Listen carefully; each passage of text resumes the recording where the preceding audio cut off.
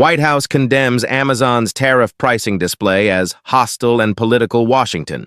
The White House has criticized Amazon's reported plan to itemize President Donald Trump's tariff costs alongside product prices, indicating a growing conflict between Amazon's founder, Jeff Bezos, and the Trump administration.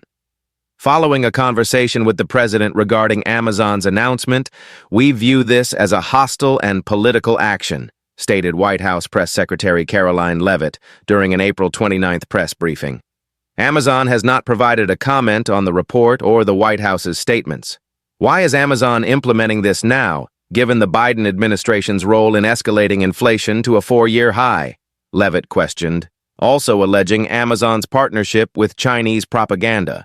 She referenced a 2021 Reuters article detailing Amazon's compliance with Chinese government demands to suppress customer reviews of President Xi Jinping's book on its Chinese platform.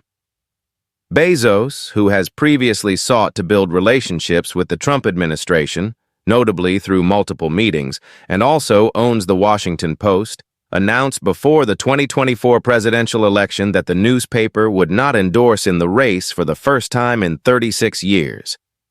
Leavitt declined to comment on the current state of the relationship between Bezos and the president. Amazon and other major retailers are strongly opposed to Trump's tariffs, which, particularly the 145% tariff on Chinese goods, are expected to significantly increase consumer prices. During the same briefing, Treasury Secretary Scott Bessent revealed that 18 countries have submitted trade proposals to the U.S., with potential tariff reductions being a part of those deals. He cited ongoing progress in negotiations with India, South Korea, and Japan. It was also noted that while certain electronics like smartphones and computers are temporarily exempt from reciprocal tariffs, they are expected to be included in future tariff implementations, particularly concerning semiconductors. Representatives from Walmart, Target, and Home Depot met with President Trump on April 21st to express their concerns about the tariffs. Amazon rejects tariff pricing display reports. After Trump's intervention, Washington. Amazon has refuted reports that it intended to itemize President Donald Trump's tariff costs alongside product prices. This denial followed a strong rebuke from the White House and a direct call from Trump to Amazon founder Jeff Bezos. Following a conversation with the president regarding Amazon's announcement, "We consider this a hostile and political act," stated White House Press Secretary Caroline Leavitt during a press briefing on April 29th. According to a senior White House official, Trump contacted Bezos on the morning of April 29th to express his concerns about the reported plan.